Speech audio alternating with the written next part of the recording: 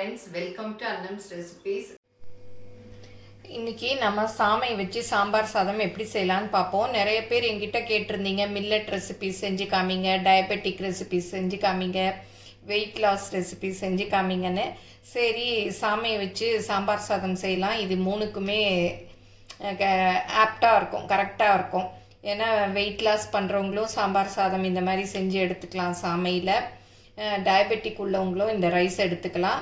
அப்புறம் சும்மா மில்லட்டில் ஹெல்த்து நல்லா இருக்கணும்னு நினைக்கிறவங்களும் இந்த மாதிரி மில்லட்ஸில் வந்து சாம்பார் சாதம் செஞ்சு சாப்பிட்லாம். இப்போ எப்படி செய்யலான்னு பார்ப்போம் வாங்க. நீங்கள் என்னுடைய பொருட்களை வாங்கணுன்னா கீழே வர்ற வாட்ஸ்அப் நம்பரில் ஒரு ஹாய் போட்டிங்கன்னா எல்லா டீட்டெயில்ஸும் வரும். அதை பார்த்து உங்களுக்கு என்னென்ன பொருள் வேணுமோ அதை நீங்கள் ஆர்டர் பண்ணி வாங்கிக்கலாம்.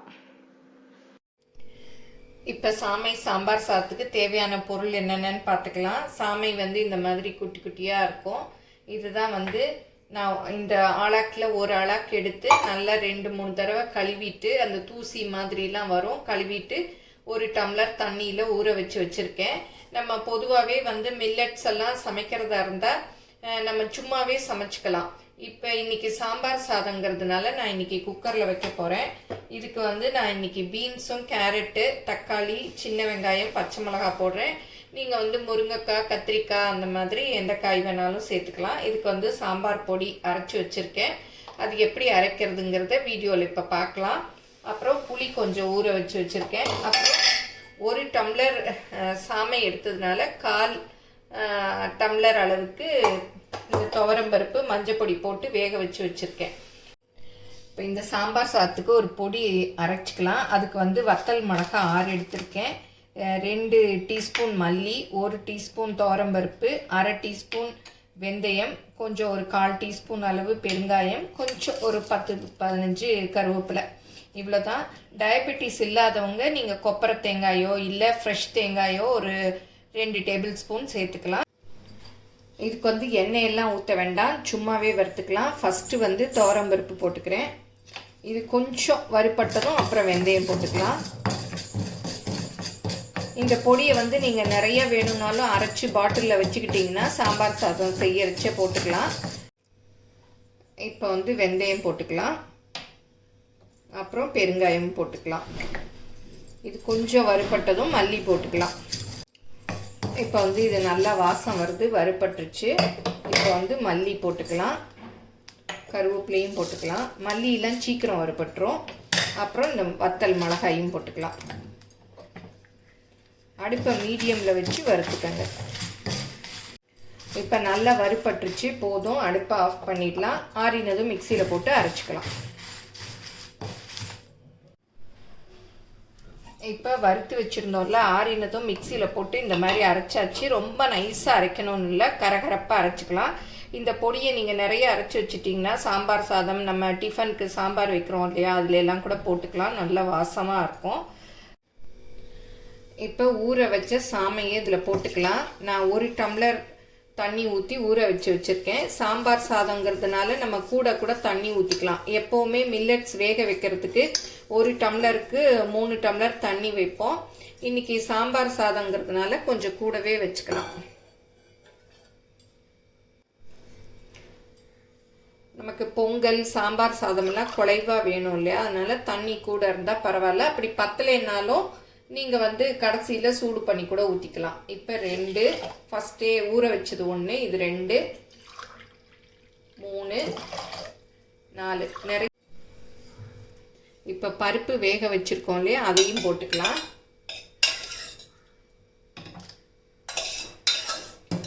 பருப்பை வந்து ஃபஸ்ட்டே வேக வச்சிட்டோன்னா நல்லா வெந்துடும்.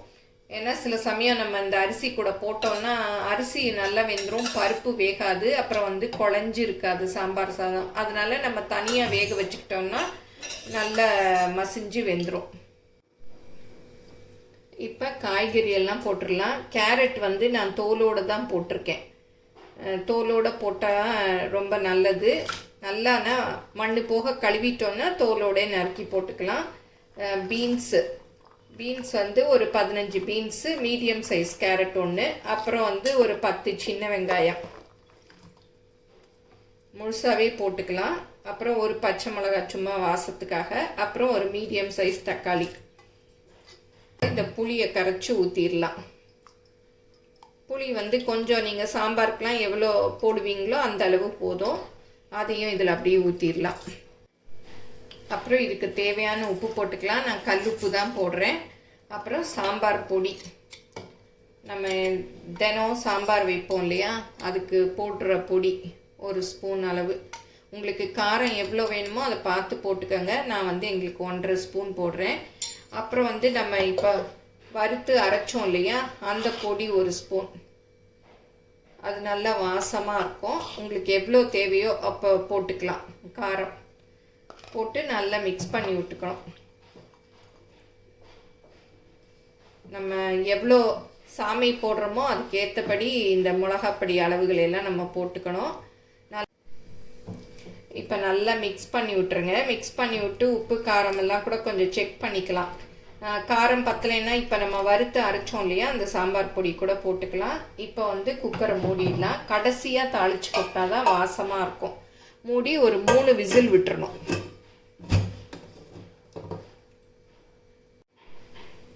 இப்போ குக்கரை மூடியாச்சு. விசில் போட்டு 3 விசில் விட்டுறலாம். அப்போ தான் நல்லா குழஞ்சி வேகும். எடுத்துட்டு திறந்து பார்க்கலாம். நல்லா தளன்னு வெந்துக்கிட்டு இருக்கு.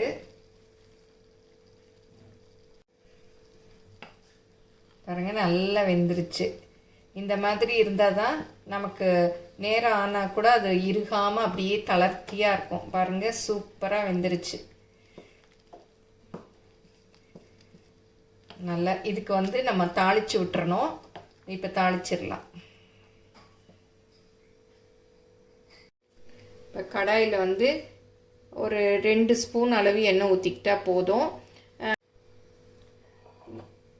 டயபெட்டிக் இல்லாதவங்க, வெயிட் லாஸ் பண்ண வேணான்னு நினைக்கிறவங்க இதில் கொஞ்சம் நெய் கூட ஊற்றிக்கலாம்.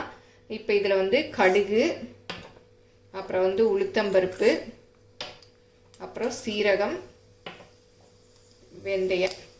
நீங்கள் சும்மா எதுவுமே இல்லாதவங்க முந்திரி பருப்பு கூட போட்டுக்கலாம். எரிஞ்சிருச்சு. இதில் கொஞ்சம் கருவேப்பிலையும் போட்டுக்கலாம். இப்போ அடுப்பு ஆஃப் பண்ணிடலாம். இப்போ தாளிச்சதெல்லாம் இந்த சாம்பார் சாதத்தில் ஊற்றிடலாம். கடைசியாக தாளித்து கொட்டினா தான் வாசமாக இருக்கும்.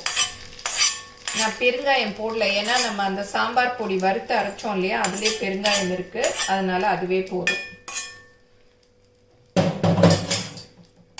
நல்லா மிக்ஸ் பண்ணி விட்டுறலாம். கடைசியாக கொஞ்சம் கொத்தமல்லி இலை போட்டுடலாம். அப்போ வாசமாக நல்லா இருக்கும் சாம்பார் சாதம். ஆன்லைனில் என்னுடைய பொருட்களை வாங்கணுன்னா shop.annamsrecipes.com அப்படிங்கிற சைட்டுக்கு போனீங்கன்னா என்னுடைய ப்ராடக்ட் லிஸ்டெல்லாம் இருக்கும். அதில் எது வேணுமோ அதை செலக்ட் பண்ணி நீங்கள் வாங்கிக்கலாம். Credit card, debit card options எல்லாம் இருக்குது. நீங்கள் ஆர்டர் பண்ணி வாங்கிக்கலாம். இப்போ பாருங்கள், சாம்பார் சாதம் சூப்பராக ரெடி ஆயிடுச்சு. நல்லா அரிசி கூட வெந்திருக்கு பாருங்கள். இதே மாதிரி நீங்களும் செஞ்சீங்கன்னா நல்லா வரும். எல்லா மில்லட்ஸ்லேயும் இதே மாதிரி செய்யலாம். வரகு, குதிரைவாலி எல்லாத்துலேயுமே நல்லா செய்யலாம். ஆனால் என்ன பண்ணணும்னா, நீங்கள் முதல்லையே வந்து அரிசியை நல்லா கழுவிட்டு ஊற வச்சிட்டிங்கன்னா இந்த சாம்பார் சாதம் நல்லா குழைவாக நல்லா வரும். சும்மா சின்ன பிள்ளைங்களுக்கெல்லாம் நீங்கள் செஞ்சு கொடுக்கணுன்னா இதில் வந்து நல்லா நெய் ஊற்றிக்கலாம். தாளிக்கரைச்ச வந்து முந்திரி பருப்பெல்லாம் தாளித்து கொட்டி செய்யலாம். ஹெல்த் கான்ஷியஸாக நம்ம வெயிட் லாஸ் பண்ணணும், டயபெட்டிக்காக இருக்கவங்க மாத்திரம் அதெல்லாம் தவிர்த்துட்டு சும்மா எண்ணெயில் தாளிச்சுக்கலாம். இப்போ பாருங்கள், சாம்பார் சாதம் எவ்வளோ குழைவாக இருக்குது. நான் 4 டம்ளர் தண்ணியும் புளி ஊற வச்சது 1/2 டம்ளரும் ஊற்றினேன். 4.5 டம்ளரு. பாருங்கள், கொஞ்சம் நேரம் ஆகி கூட இறுகாமல் நல்லா இருக்குது. அப்படி கட்டியாச்சுன்னா நீங்கள் வந்து கொஞ்சம் 1 டம்ளர் வெந்நீர் சுட வச்சு ஊற்றிக்கிட்டிங்கன்னா இந்த மாதிரி தளன்னு வந்துடும். மில்லட்ஸில் இந்த மாதிரி ரைஸ் எல்லாம் செஞ்சு ரெகுலராக எடுத்துக்கிட்டோம்னா நமக்கு வெயிட்டும் குறையும், டயபெட்டிக்கும் குறையும். இதை எல்லாரும் செஞ்சு பாருங்கள். எப்படி வந்ததுன்னு உங்கள் கமெண்ட்ஸை சொல்லுங்கள். பிடிச்சிருந்தா லைக் பண்ணுங்கள், உங்கள் ஃப்ரெண்ட்ஸுக்கும் ஷேர் பண்ணுங்கள். தேங்க்யூ.